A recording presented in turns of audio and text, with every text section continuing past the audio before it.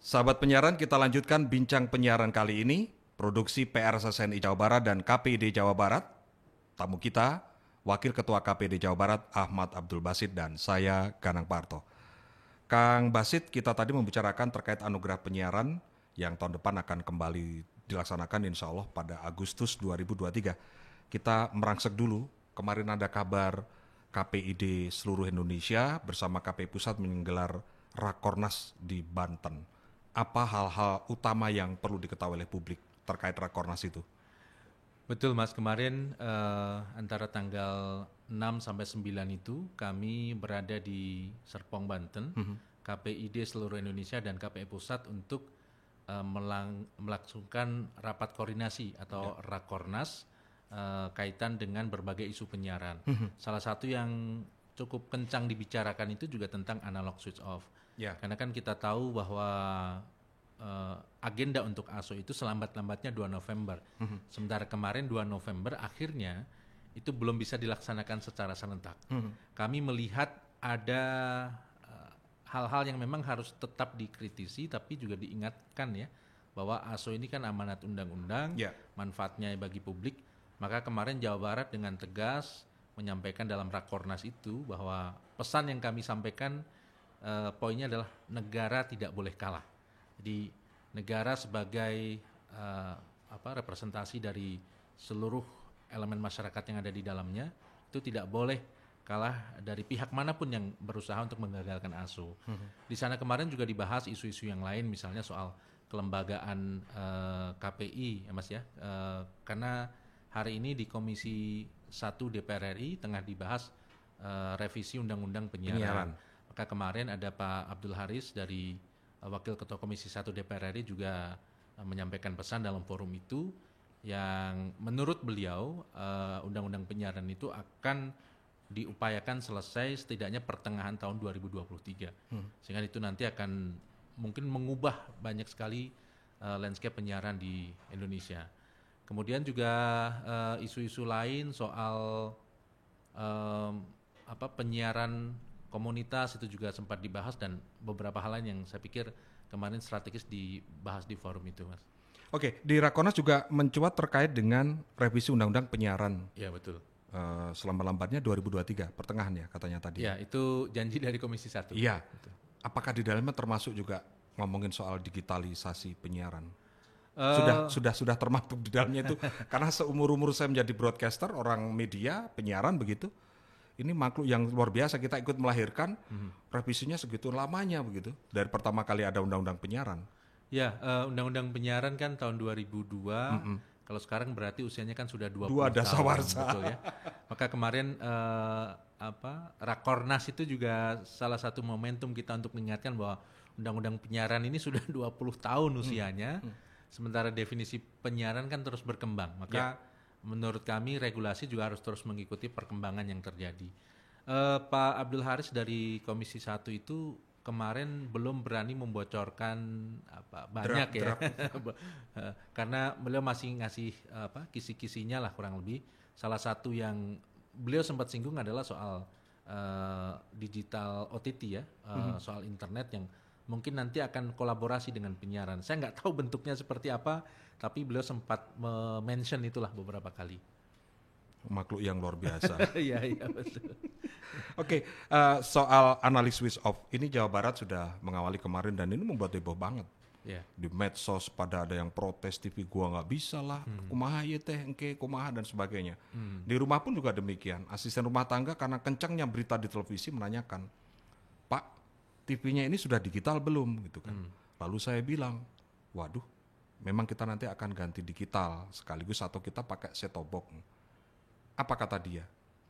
Masyarakat mau mendapatkan hiburan dan informasi saja kok dipersulit ya sekarang. Saya nggak bisa jawab itu, tapi setidaknya ternyata seluruh lapisan masyarakat atas bawah dan siapapun itu akhirnya melek bahwa ini harus terjadi betul yang namanya switching ini sudah harus betul-betul dilakukan dan bahkan hebohnya sudah kemana-mana.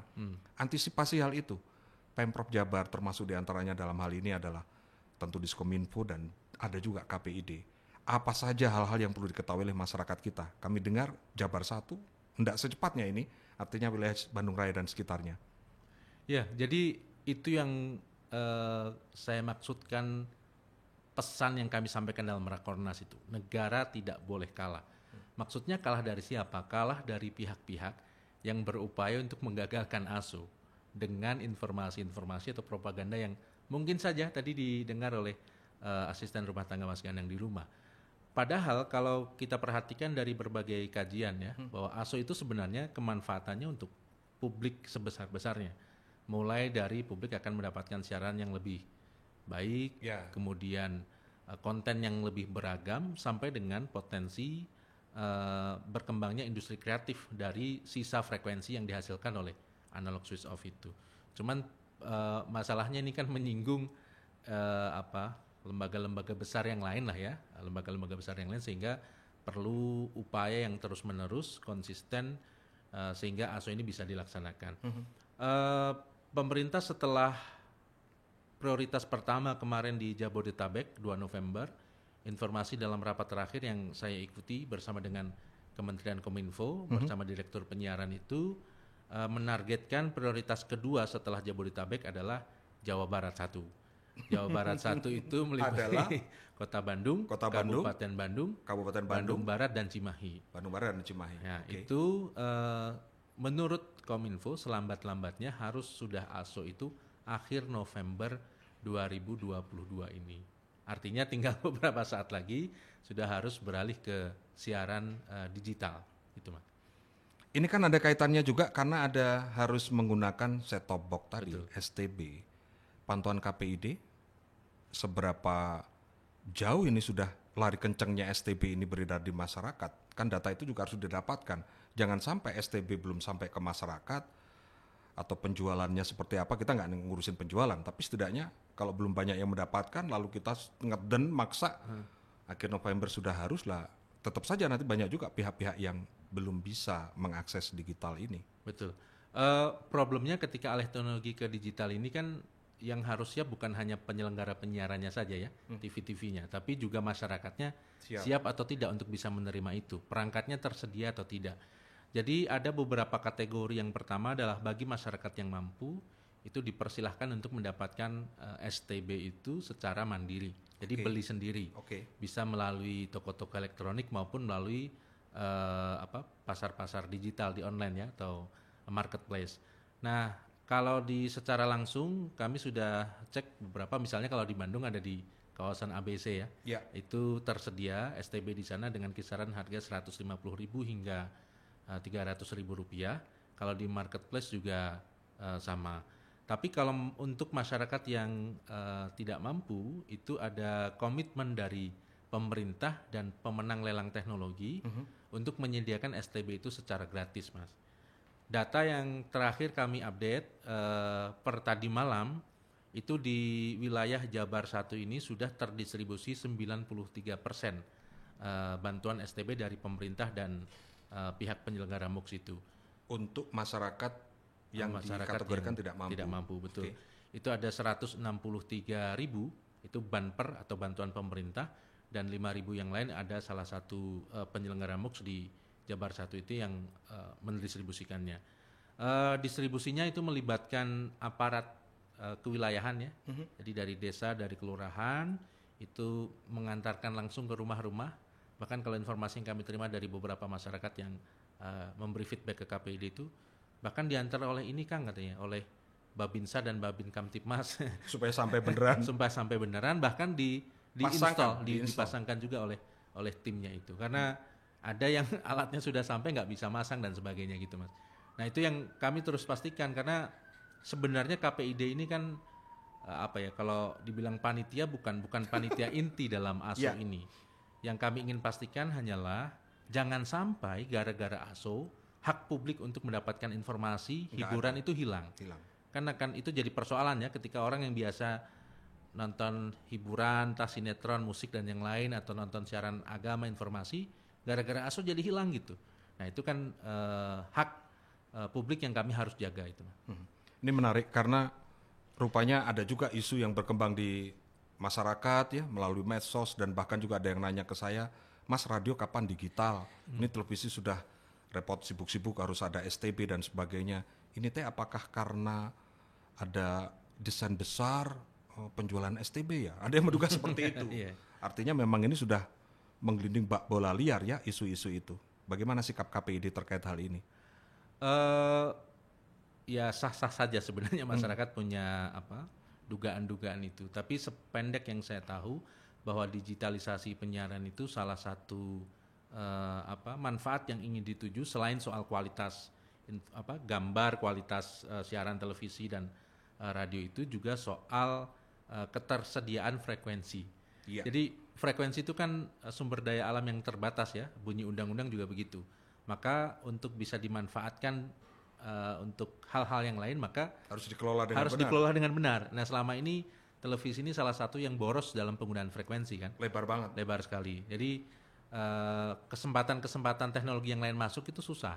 Misalnya perlu ada lembaga penyiaran frekuensi dimanfaatkan untuk bencana misalnya. Ya, jadi kebencanaan. Kemudian kita sebagai negara maju berkembang itu butuh akses internet yang lebih cepat. Ya. Hari ini kalau internet masih lemot kan, untuk digital itu bisa berkembang susah.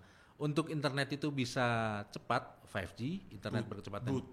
Butuh jalan. Nah, jalannya itu namanya frekuensi yang hari ini posisinya masih dipakai oleh televisi gitu. Analog.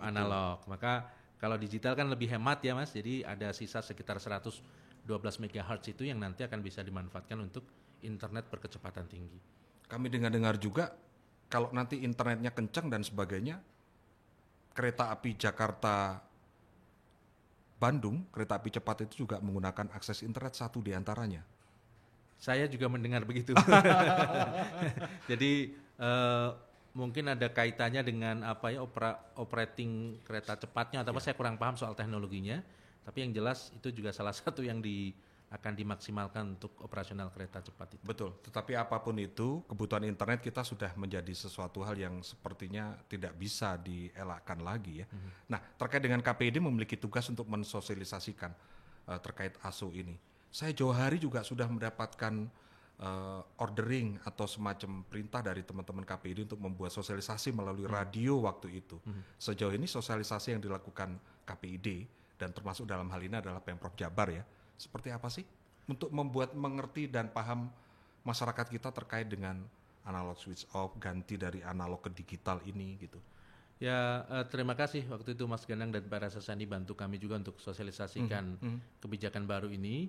Tapi yang jelas KPID itu sudah menempuh mulai dari yang akademis sampai yang entertain sudah ditempuh semua. Upaya untuk sosialisasi ya Kang. Okay. Jadi kalau yang akademis kami melibatkan beberapa kampus di Jawa Barat ini untuk melakukan riset. Ya. Jadi sejak aturan itu keluar pertama, kami langsung riset tuh dengan peneliti-peneliti di kampus. Okay. Risetnya tentang apa? Misalnya, yang pertama, apakah masyarakatnya siap? Kemudian kampus yang lain, apakah TV-TV lokalnya siap? Apakah teknologinya siap dan dampak nanti seperti apa? Itu kami riset semua diselenggarakan di berbagai kampus. Hasilnya alhamdulillahnya masyarakat dan lembaga penyiarannya menyambut baik hadirnya analog switch off dengan berbagai kemanfaatan yang ditawarkan. Hanya tentu catatannya juga kami perhatikan. Catatannya adalah distribusi STB juga harus jadi merata, betul. Kemudian soal sosialisasi minta lebih masif. Ya. Itu catatan kami betul. Maka kami akhirnya juga menyelenggarakan beberapa sosialisasi ya lewat lembaga penyiaran, ada datang ke komunitas, ke ormas, ke masyarakat, termasuk yang versi entertainnya kami juga lakukan. Versi entertain lewat Hasiarnas kalau kemarin kita itu kan ya. Kemasannya semi hiburan yang sebenarnya intinya adalah sosialisasi juga soal ASO. Kemudian 2 kali anugerah penyiaran yang Jawa Barat selenggarakan waktu di Soreang, di Bekasi, semuanya temanya tentang ASO. Itu upaya-upaya. Tapi kami sadar bahwa mungkin saja juga belum maksimal. Maka sisa-sisa waktu ini akan kami manfaatkan betul untuk bisa membicarakan ini, Mas. Oke, baik Kang Basit, terima kasih sudah berkesempatan hadir dalam bincang penyiaran kerjasama kita dan kita akan lanjutkan pada kesempatan yang akan datang. Pemirsa, sahabat penyiaran, demikian bincang penyiaran edisi kali ini dengan narasumber Wakil Ketua KPID Jawa Barat Ahmad Abdul Basit. Saya Ganang Parto, terima kasih atas perhatian Anda, sampai jumpa.